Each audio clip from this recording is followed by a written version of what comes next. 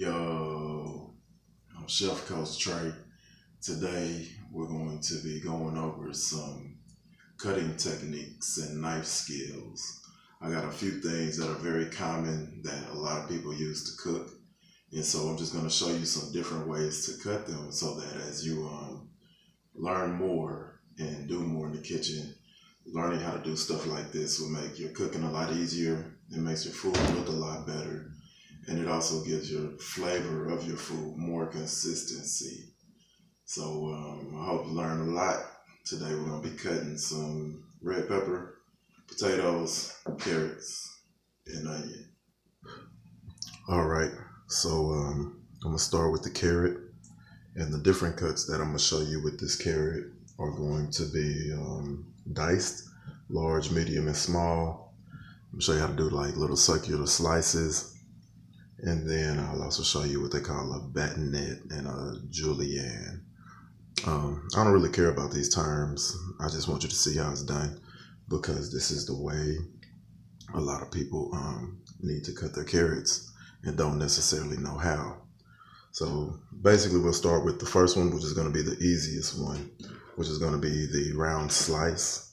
So basically all you're going to do is always rinse your vegetables first. So I did rinse it. Cut off the part that you don't want to eat. And then you basically, however thick or thin you would like them, they can be really thin, they can be a little thicker, however you want them. But basically you just cut straight down and then you end up with your circular slices.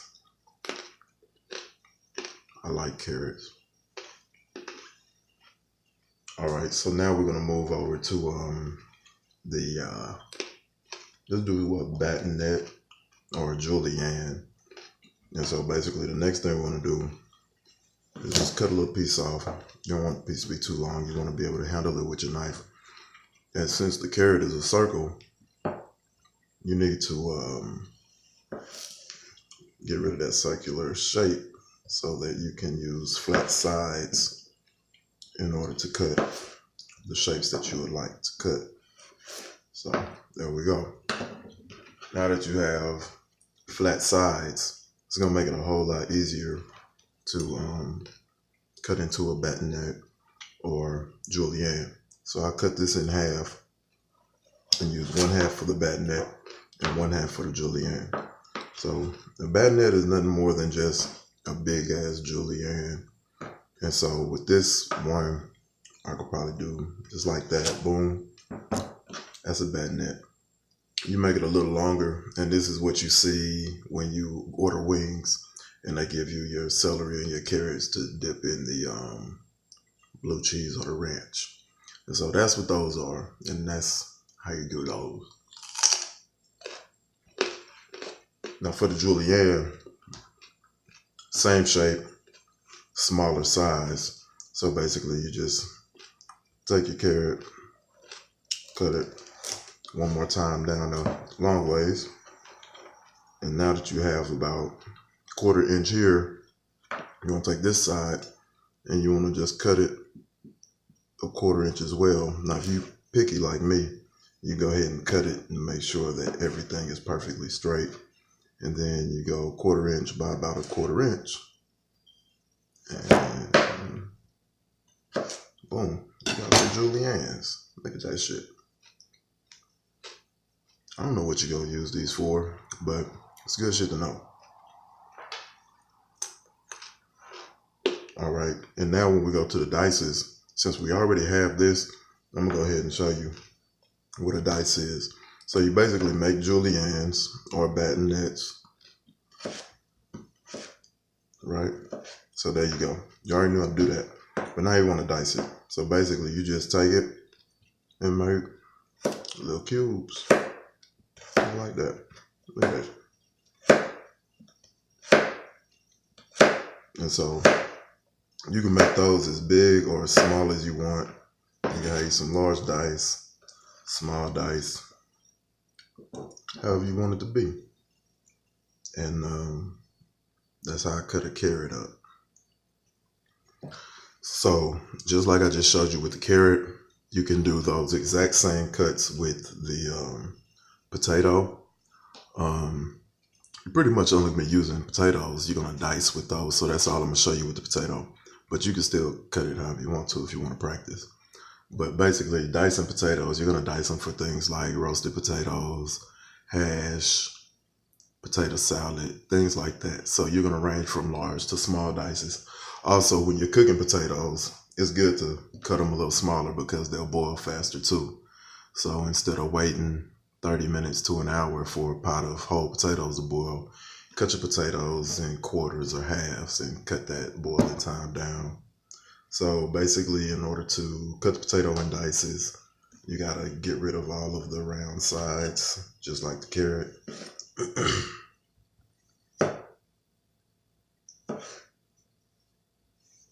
Just cut all the round parts off.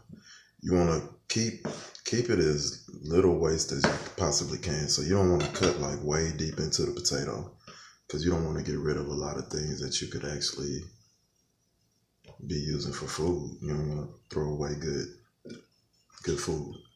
So now that you have it like that, it's really easy to, if you want to do a large dice, see what I'm saying? Just cut that bad boy in half, cut that in half, and then cut it not quite in half, but you get a couple of large dices out of that. And the main thing about a dice is it's like a cube, so you want each side to be as even as possible. So pay attention to what you're doing in order to get that. Don't necessarily have to be perfect if you're not trying to do like perfect shit, but I like perfect shit. So that's a large dice. And then of course your medium and small dice, all you gotta do is make your pieces a little smaller. And once you do that, go ahead and boom. Just like that. You got some medium to small dices there. And that's how you cut a potato. So what we're doing now is a bell pepper. These come in different colors: red, orange, yellow, green. They're all the same shape. They all cut the same. I chose a red because I'm gonna make something with it that I want to. So I bought a red one so that I could just use it when I get done showing y'all how to cut it. So the first thing we're gonna do with this is, if you take a look at it, it has these little grooves in the sides. What those are, that's where the veins are in the middle. And so if you cut right along this, you'll be able to cut just the skin and the part you want off and leave the vein intact inside.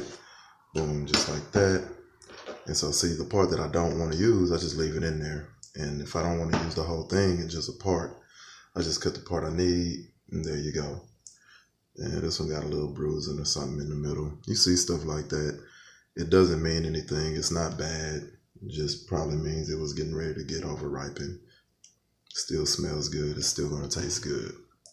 All right. And so for the julienne, you just cut that, and there you go. You got it. Boom. Just go ahead and cut them nice and even, straight. Like I said, the key is a sharp knife. Keeps everything really clean looking. And then once you want to dice them, you just take those juliennes, turn them to the side, and boom. And you can put this in all of your food. This is what I put in omelets, potato salad, anything with peppers. I normally end up cutting it like this. Sometimes a little bigger, sometimes a little smaller, and that's it. But if I'm making something like a slaw or something very decorative, I'll probably end up just cutting these really thin like this and using them that way. Because if you cook them down, they wrap up really nice and look really cool. So there you go. You now know how to properly cut a pepper. Okay, now we did the carrot, the potato, and the pepper. We're gonna do the onion. The onion to me is probably one of the easiest but it's a technique that not everybody knows. So I'm gonna go ahead and get into that. With this one, I'm gonna show you how to do your large, medium, small dices. I'll show you how to do a julienne on this, and also show you how to just make a regular slice. So basically with your onion, you need to peel out the outer skin.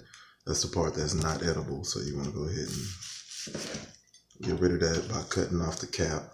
Cut off as little as you can because it's a lot of onion in there you could end up wasting if you don't. And then what I like to do is just peel it away.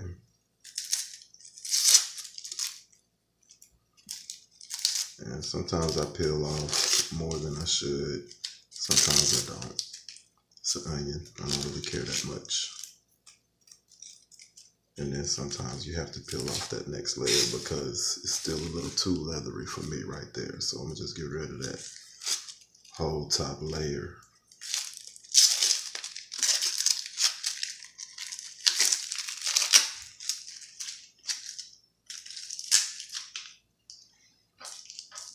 And then anytime my fruit is bruised like that, I just cut it off.